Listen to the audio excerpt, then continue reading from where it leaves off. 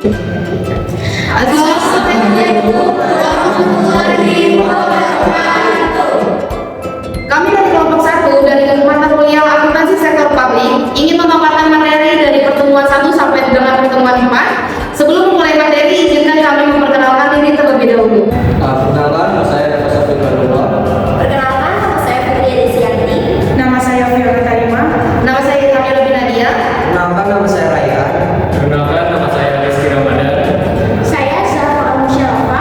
Saya Zimanya. Selanjutnya adalah penjelasan dari materi kami. Materi pertemuan 4 menjelaskan tentang anggaran sebagai objek akuntansi sektor publik. Berikut penjelasannya.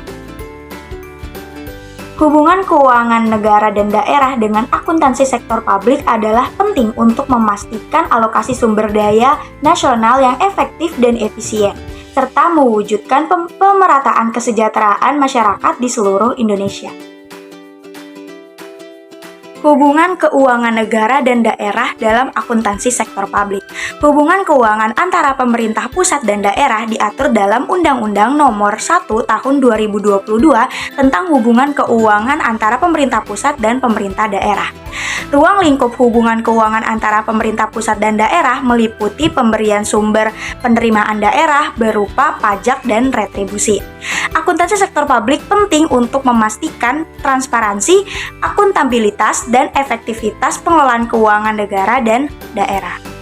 Selanjutnya, akuntansi pemerintahan daerah berbasis akrual merupakan aspek teknis akuntansi keuangan pada pemerintah daerah yang penting untuk dipahami. Selanjutnya, pengelolaan keuangan daerah dan akuntansi keuangan pemerintahan daerah memiliki hubungan yang erat. Selanjutnya, administrasi keuangan merupakan proses pengurusan atau penyelenggaraan, penyediaan, dan penggunaan uang dalam setiap usaha kerjasama. Sistem akuntansi keuangan sebagai bagian dari penganggaran sektor publik. Sistem akuntansi keuangan merupakan bagian dari penganggaran sektor publik. Dalam konteks organisasi sektor publik atau pemerintahan, akuntansi pemerintahan memiliki peran penting dalam mengelola keuangan negara dan menyediakan pelayanan publik yang lebih baik. Dewi Ratna nomor 7 tahun 2017 menjelaskan bahwa ciri-ciri akuntansi pemerintah ada 3, yaitu yang pertama, konstitusi dan undang-undang yang berlaku merupakan acuan sistem akuntansi pemerintah. Yang kedua, akuntabel dan auditabel merupakan hal yang diperlukan dari penyediaan informasi dari sistem akuntansi pemerintah. Yang ketiga, informasi dari sistem akuntansi pemerintah berguna untuk menyusun rencana dan evaluasi pelaksanaan baik fisik maupun keuangan. Pengertian anggaran sektor publik. Anggaran memiliki peran penting dalam organisasi sektor publik, terutama organisasi pemerintahan. Terdapat beberapa definisi anggaran, yaitu sebagai berikut. Yang pertama, anggaran merupakan pernyataan mengenai estimasi kinerja yang hendak dicapai selama periode waktu tertentu yang dinyatakan dalam ukuran finansial. Nah, itu menurut Mardimo tahun 2009 nomor 61.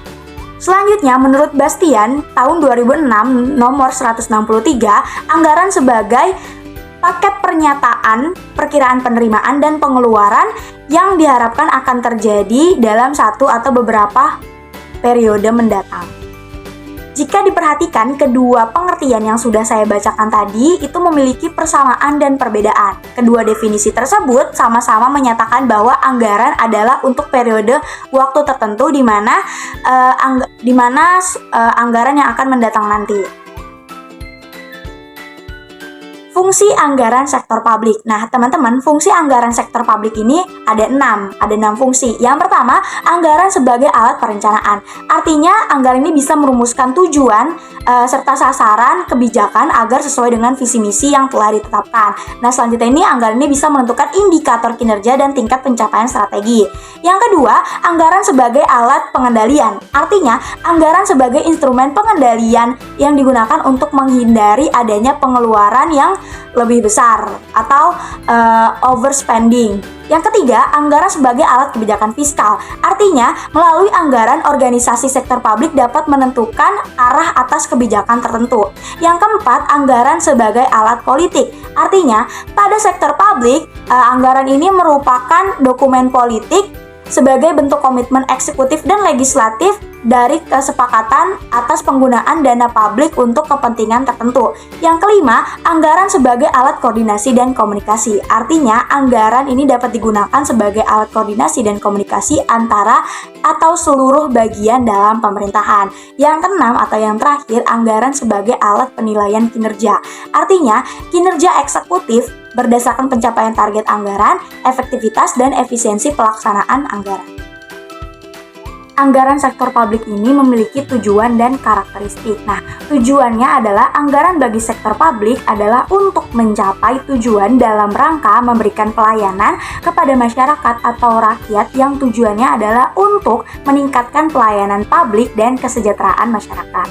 Nah, untuk karakteristiknya ini memiliki 5 karakteristik. Yang pertama, anggaran dinyatakan dalam satuan keuangan. Yang kedua, anggaran umumnya mencakup jangka waktu tertentu, 1 atau beberapa tahun. Jangka waktunya itu bisa pendek, menengah, atau panjang. Yang ketiga, anggaran berisi komitmen untuk kesanggupan manajemen untuk mencapai sasaran yang telah ditetapkan. Yang keempat, usulan anggaran ditelaah dan diketahui oleh pihak berwenang yang lebih tinggi dari penyusunan anggaran. Yang kelima, sekali disusun anggaran hanya dapat diubah dalam kondisi tertentu. Menurut Dardiawan 2006, jenis-jenis anggaran dapat dilihat berdasarkan jenis aktivitasnya, status hukumannya, dan berdasarkan penyusunannya. Yaitu, berdasarkan jenis aktivitasnya, anggaran dibagi menjadi 2 kelompok, yaitu anggaran operasional, yaitu anggaran yang ditujukan guna menjalani operasi atau kebutuhan harian dalam menjalankan pemerintahan selama 1 tahun. Yang kedua, anggaran modal, yaitu anggaran yang mencatat rencana jangka panjang serta pembelanjaan aktiva tetap. Lalu selanjutnya, berdasarkan status hukumannya, anggaran dibedakan ke dalam 2 kelompok, yaitu pertama, anggaran tentatif, merupakan anggaran yang tidak perlu adanya pengesahan dari lembaga legislatif karena penggunanya biasanya berasal dari hal-hal di luar rencana. Yang kedua, ada anggaran enact stage, merupakan anggaran yang melalui proses perencanaan, pembahasan, dan persetujuan legislatif. Anggaran terbentuk melalui proses-proses sebagai berikut. Yang pertama, tahapan persiapan. Pada tahapan ini, penyusunan anggaran menentukan jumlah anggaran yang sekiranya dibutuhkan untuk membiayai pengeluaran. Berikut ini tahapan dalam melakukan persiapan anggaran. Yang pertama, persiapan format anggaran. Yang kedua, pengajuan anggaran pada unit masing-masing. Yang ketiga, review dan dengar pendapat atas anggaran yang telah diajukan. Yang kedua, tahapan persetujuan. Pada tahapan ini, anggaran disetujui oleh lembaga legislatif dengan tahapan sebagai berikut. Yang pertama, pengajuan anggaran kepada lembaga legislatif. Yang kedua, pembahasan untuk pemberian pertimbangan-pertimbangan oleh komite anggaran. Yang ketiga, pemberian keputusan menolak atau menyetujui anggaran tersebut. Yang ketiga adalah tahapan administrasi. Proses administrasi anggaran dilakukan dengan mengumpulkan catatan atas pendapatan-pendapatan yang diterima dan belanja atau transaksi yang telah dilakukan. Tahapan yang keempat adalah tahapan pelaporan. Tahapan ini merupakan tahapan yang menjadi satu kesatuan tak terpisahkan dari proses akuntansi selama berjalannya periode anggaran. Lalu tahapan yang kelima adalah tahapan pemeriksaan. Pada tahapan ini, anggaran yang telah digunakan akan diaudit oleh lembaga pemeriksa yang independen untuk menjadi acuan dalam proses penyusunan anggaran pada periode yang akan datang. Terpublik, terdapat 2 perbedaan utama yang memiliki perbedaan mendasar, yaitu pendekatan tradisional dan pendekatan New Public Management atau NPM. Pendekatan New Public Management berfokus pada manajemen sektor publik yang berorientasi pada kinerja, bukan pada kebijakan. Pendekatan ini menempatkan penekanan kuat dan nilai uang dan pelacakan hasil. Pendekatan NPM terdiri dari beberapa jenis, yaitu sistem perencanaan dan penganggaran berbasis nol atau ZBB dan penganggaran kinerja. Kelebihan dari pendekatan ini adalah fokus pada kinerja dan hasil, serta mendorong efisien dalam mencapai hasil dan keluaran. Namun, kelemahan dari pendekatan ini adalah kurang memperhatikan aspek kebijakan dan kurang fleksibel. Pemaparan materi dari kami kurang